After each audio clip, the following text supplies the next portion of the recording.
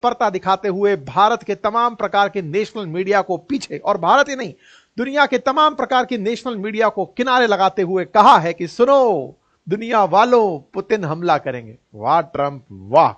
अब इसका क्रेडिट कैसे लोगे आप?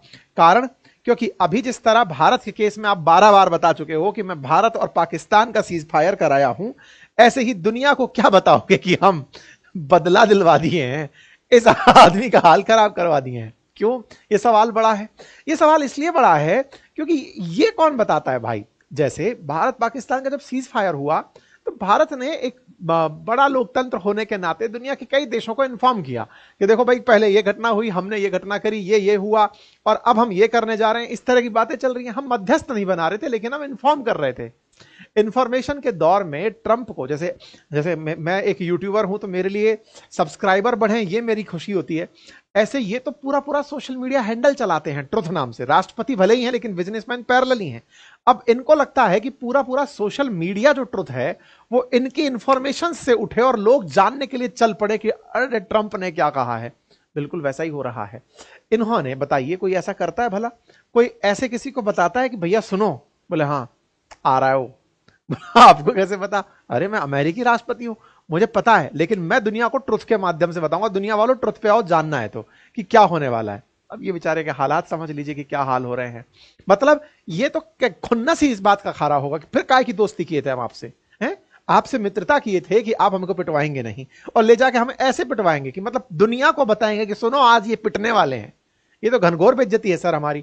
हेडलाइन बनती है Putin will seek revenge for Ukraine drone attack, warn Trump after poll. एक तो भाई साहब ये बात माननी पड़ेगी इस आदमी की ना, इसे कतई फर्क नहीं पड़ता है। अगर ट्रंप को मीडिया का क्रेज है, जितना जबरदस्त ट्रंप मीडिया में अपनी इमेज बनाते हैं, रही सही इमेज पुतिन खींच के ले जाते हैं।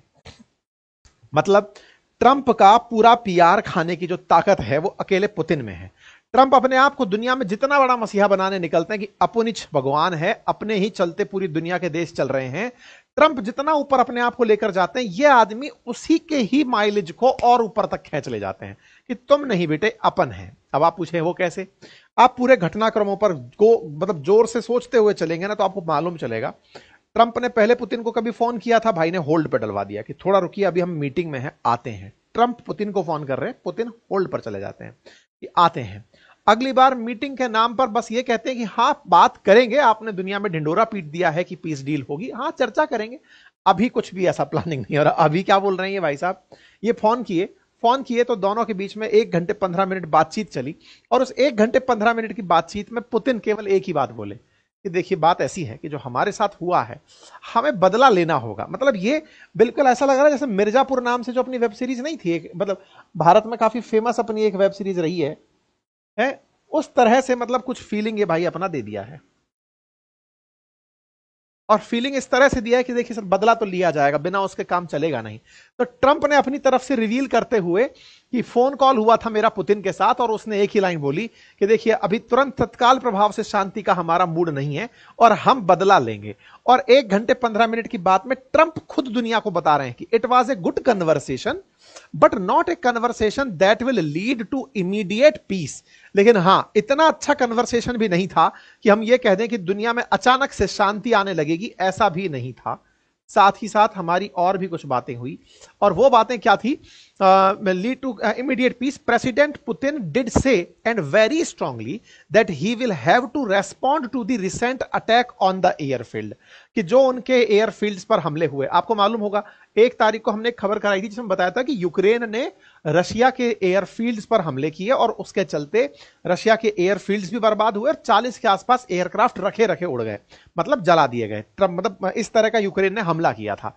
तो ये महाशय आते हैं और आकर के इस जानकारी को दुनिया को देते हैं कि मेरी पुतिन से बात हुई, अच्छी बातचीत थी, लेकिन उस अच्छी बातचीत में उन्होंने ये कहा कि देखिए जो अभी एयरफील्ड पर हमारे हुआ उसका तो हमें बदला लेना पड़ेगा।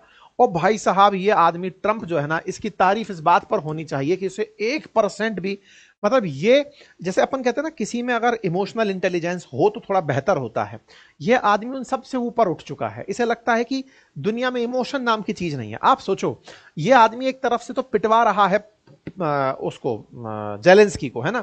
और दूसरे ही पैराग्राफ में लिख रहा है कि हमारी बात ना ईरान को लेकर भी हुई। मैंने कहा कि देखिए ईरान इन दोनों न्यूक्लियर बॉम्ब बनाने पहुंचने ही वाला है, आप आइए और मिलकर के उसे रोकते हैं न्यूक्लियर बॉम्ब बनाने से। पुतिन ने कहा हाँ हाँ मैं बात करूंगा। तो हमारी उस बारे में भी बात हुई। अरे तो मेरे भाई ब्रेकिंग न्यूज, ट्रंप ये बताओ कि आपको ये बात बताने की जरूरत थी अगर, तो इसे बाद में बता देते कि ईरान को लेकर भी बात हुई। दोनों घटनाएं, दो बड़ी घटनाएं एक ट्वीट में चिपका दी। इतना ही नहीं, इनका व्हाइट हाउस तो आजकल मतलब ऐसे हो रखा है कि ट्रंप कुछ लिखें उधर ट्रुथ से आएगा, ट्विटर हैंडल व्हाइट हाउस का होगा, सरकारी रूप से प्रकाशित कर दिया जाएगा। लीजिए सरकारी रूप से प्रकाशित हो गया। दो बातें हो गई, पहला जेलेंस्की को मारेंगे, दूसरा ईरान को मारेंगे। अब साहब ये ईरान पर मंशा किसकी है? ईरान पर मंशा है अमेरिका की। ईरान चाहता क्या है? देखो अब कहीं ना कहीं अमेरिका को भी ये समझ में आने लगा है कि ईरान कभी भी न्यूक्लियर बॉम्ब बना सकता है। ऐसी कुछ मीडिया रिपोर्ट्स चल भी रही हैं कि ईरान के पास न्यूक्लियर बॉम्ब ऑलरेडी बन चुके हैं, 9 के आसपास न्यूक्लियर बॉम्ब हो चुके हैं। अब इनकी जासूसी तो रहती है, इन लोगों को कहीं ना कहीं से कोई सूचना वूचना लगी होगी। लेकिन इस बीच में ये जिस तरह की बात कर रहे हैं उससे यही सेंस डिराइव हो रहा है कि कुछ तो गड़बड़ है और कुछ होने वाला है। ठीक है साहब। यहां पर अब क्या होता है, जैसे ही एक बात आती है धीरे धीरे ये सब जगह फैलने लगती है कि ट्रंप ने पुतिन का संदेश दुनिया को बता दिया कि जेलेंस्की की पब्लिक में झांकी लगने वाली है, यूक्रेन की झांकी सजाने वाले हैं। ये बात जब इसने पब्लिकली बताई तो इसे इनकी पीआर एजेंसी ने बताई होगी कि सर कम से कम यही ध्यान रख लिया करो कि ऐसे सब बात नहीं बताने की होती है, थोड़ा तो रख लिया करो। इनको बताया गया होगा। जब बताया गया तो इन महाशय ने अपना ये जो ट्वीट था या संदेश था, जो मैसेज था, वो डिलीट कर दिया। अब मैसेज डिलीट कर दिया ट्रुथ पर से, तो ये अपने आप में खबर बन गई कि ट्रंप ने भाई ट्वीट डिलीट कर दिया, ट्रंप ने ट्वीट डिलीट कर दिया, ब्रेकिंग न्यूज बन गई, ट्रंप ने डिलीट कर दिया, ट्रंप ने डिलीट कर दिया। फिर ट्रंप को लगा अरे यार ये तो डिलीट करके और ज्यादा बेइज्जती हो गई। फिर से इन्होंने दोबारा से इस ट्वीट को निकाल कर डाला क्योंकि लोग इस बात को खींचने लगे। इन्होंने फिर से अपना वो ट्वीट निकाल करके डाल दिया। तो लोगों ने कहा अच्छा अच्छा अच्छा गलती से डिलीट हो गया होगा। जैसे आजकल दुर्घटना होने के बाद लोग कहते हैं ना एआई था एआई था एआई था, ऐसे बोले गलती से हो गया होगा। ऐसा करके ट्रंप फिर से आ गए। लेकिन इस सारी मजाक में जिसकी झांकी सजी वो ये आदमी है। कारण क्या है कि इस व्यक्ति ने अभी थोड़े दिन पहले स्पाइडर वेब नाम से जो रूस के अंदर घुस करके ये जो कारनामा किया था 4 एयरबेस 40 एयरक्राफ्ट तबाह करने का, और उसका क्रेडिट बकायदा इस बात की तरीके से कि हमने रूस के अंदर 4000 किलोमीटर तक जाकर हमला किया, 117 ड्रोन भेजे, ऐसे फाइटर जेट्स उनके रखे रखे उड़ा दिए, ऐसे मधुमक्खी के छत्ते की तरह से निकल कर आए। ट्रकों को भी नहीं पता था कि हमारे अंदर इस तरह से ड्रोन्स रखे हुए हैं। ये ड्रोन्स निकले और जाकर एयरफील्ड्स पर जाकर धमाका किए, फाइटर जेट्स को मार गिराए। ये फाइटर जेट्स की तस्वीरें भी आई, ये जो बॉम्बर्स थे कि देखो ड्रोन्स ने किस तरह से बर्बाद किया है एयरक्राफ्ट्स को। ये तस्वीरें भी निकल करके आई कि पूरी तरह से नेस्तनाबूद कर दिया। और ये जिस तरह का अभी क्रेडिट लेकर जी रहा था उसको ज्यादा दिन तक जीने नहीं देगा रूस। ये अब public announcement via Trump breaking effect से कर दिया गया है।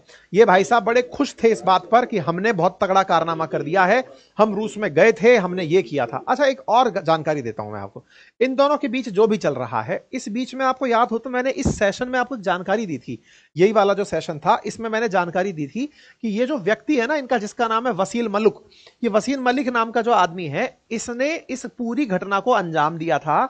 इस व्यक्ति के सामने एक और तस्वीर थी सोशल मीडिया पर जो हमने आपको उसी समय दिखाई थी कि ये अगला अटैक कर्च स्ट्रेट पर कर सकते हैं। ये जानकारी मैंने आपको 1 तारीख को दी थी, है ना।